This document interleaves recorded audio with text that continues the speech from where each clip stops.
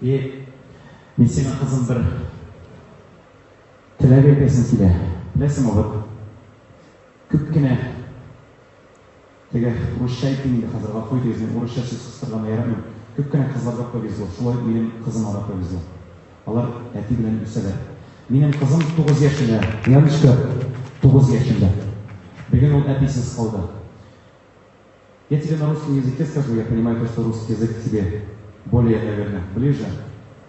Поэтому, ты знаешь, когда тебе скучно будет, если тебе не будет хватать папочки, звони мне, пожалуйста, ладно? Вот у меня есть своя семья, но мои двери для тебя открыты. Я хочу быть той частью мужской ответственности за тебя. Если у тебя в жизни, не дай Бог, что-то случится, чтобы все было хорошо, позвони мне в любую трудную минуту.